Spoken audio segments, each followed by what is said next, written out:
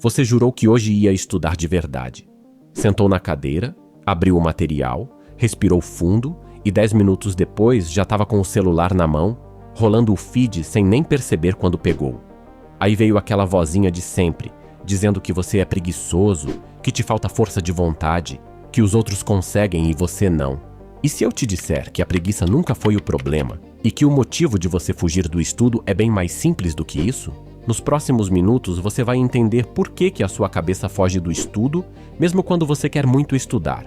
Vai parar de se culpar por uma coisa que não é falha de caráter e vai sair daqui com um jeito de começar que funciona até naqueles dias em que você está sem pingo de vontade.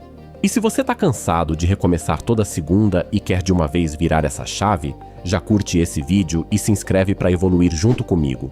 Porque aqui a gente não fica na promessa mágica, a gente vai no que dá para fazer de verdade. Bora! Então olha, a história que praticamente todo mundo conta para si mesmo é essa.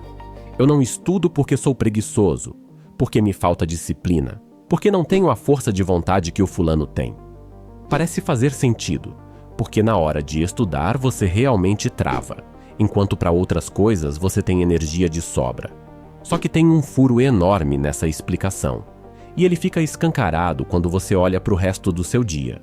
Se o seu problema fosse preguiça de verdade, você seria preguiçoso para tudo. Mas você não é. Você tem disposição para rolar o feed por 2 horas, para maratonar série, para jogar, para conversar sobre o assunto que você ama até de madrugada. A sua energia está inteira. Ela só some na hora exata de abrir o livro. E preguiça não escolhe hora assim, com essa pontaria toda. Presta atenção nisso, porque é a parte que muda tudo. Preguiça é geral.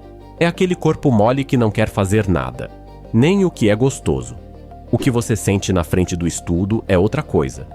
Você quer fazer, você sabe que precisa, você até se cobra, e mesmo assim o seu corpo desvia para qualquer outra coisa. Isso não é preguiça, isso é fuga. E a gente só foge de uma coisa, de um desconforto. Então a pergunta certa nunca foi por que eu sou tão preguiçoso? A pergunta certa é do que exatamente eu estou fugindo quando sento para estudar. Deixa eu te falar a real do que está acontecendo aí dentro. Quando você senta para estudar, não é o estudo em si que te incomoda, é a sensação que vem junto com ele. Você abre a matéria e bate aquele peso de nossa, é muita coisa, não sei nem por onde começar. E se eu não entender? E se eu for burro demais para isso? Esse aperto é rápido, você quase nem percebe ele passar, mas ele é bem real. E a sua cabeça é uma máquina de fugir de aperto. No segundo que bate o desconforto, ela procura a saída mais fácil que existe e adivinha o que está bem ali do lado pedindo para ser pego. O celular, o vídeo, a geladeira, qualquer coisa que te dê um alívio na hora. Quer dizer, você não está procrastinando o estudo. Você está procrastinando a sensação ruim que o estudo traz. E isso vira o jogo, porque você passou a vida inteira tentando resolver o problema errado. Você achou que era a falta de força e foi lá se cobrar mais, se xingar mais, prometer que segunda ia ser diferente. E não adiantou, porque força de vontade não apaga desconforto. Ela só te obriga a encarar o aperto na marra, e ninguém aguenta encarar aperto na marra por muito tempo. E olha que interessante, isso explica uma coisa que você já sabe lá no fundo. Você nunca procrastina bolacha. Você nunca deixou para depois aquela série que te prende. Nunca falou, hoje eu não tô com disciplina para abrir o Instagram. E por quê? Porque essas coisas não trazem desconforto nenhum. Elas trazem alívio na hora. A gente não foge do que é fácil e gostoso, a gente foge do que parece grande, chato ou difícil. E o estudo, do jeito que você encara ele hoje, parece as 3 coisas ao mesmo tempo. Então sacou, o inimigo nunca foi você. O inimigo é o tamanho e a cara que o estudo tem na sua cabeça na hora de começar. E se o problema é esse, a solução não é arranjar mais força de vontade, que é a coisa mais difícil do mundo de se conseguir. A solução é encolher o desconforto até ele ficar pequeno demais para te fazer fugir. E isso, diferente de força de vontade, dá para fazer com método, todo dia, mesmo cansado. Então vamos para o que interessa, que é como você começa a estudar de verdade a partir de hoje, sem depender de estar inspirado. E eu vou te dar isso em passos simples, na ordem que funciona. Passo 1. E esse é o coração de tudo. Encolhe o começo até ficar quase ridículo. Você não vai sentar para estudar 2 horas. Ninguém consegue encarar 2 horas de uma coisa que dá aperto. A sua cabeça vê esse tamanho todo e foge antes mesmo de você abrir o caderno. Então, o seu combinado com você mesmo vira outro. Você vai só abrir o material e ler um parágrafo. Só isso, 5 minutos, nenhum a mais se você não quiser. Parece pouco demais para valer, e é justamente por isso que funciona. Porque um começo desse tamanho não assusta, não dá tempo da fuga aparecer. E aqui está o pulo do gato.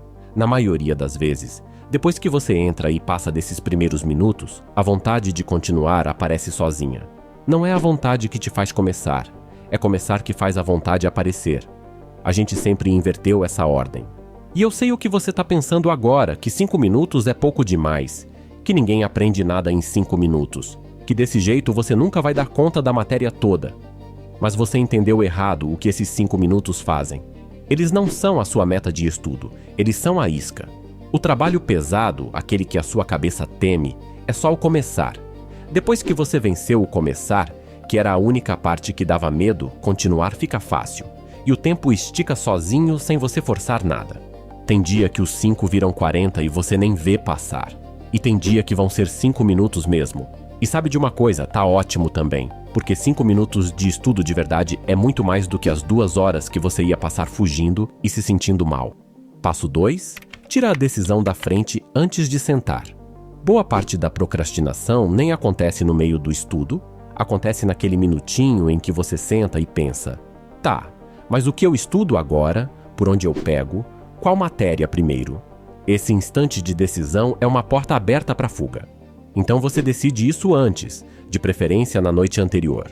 Deixa escrito numa frase só o que você vai fazer e deixa o material já aberto na página, o caderno na mesa, a caneta do lado. Quando chegar a hora, não tem o que decidir. É só sentar e continuar de onde parou. Pensa em como é diferente chegar numa cozinha com tudo já separado para fazer a comida, contra chegar e ter que decidir o que fazer.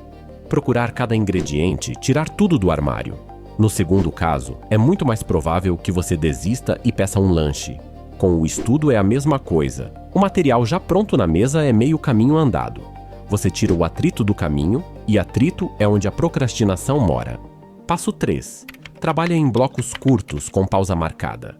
A sua cabeça aguenta foco por um tempo limitado, e quando você tenta estudar horas seguidas, ela sabota antes, porque enxerga um bloco gigante sem fim à vista. Então faz o contrário. Estuda por volta de 25 minutos e para 5. Sabendo que a pausa está logo ali na frente, fica muito mais fácil mergulhar de verdade nesses 25.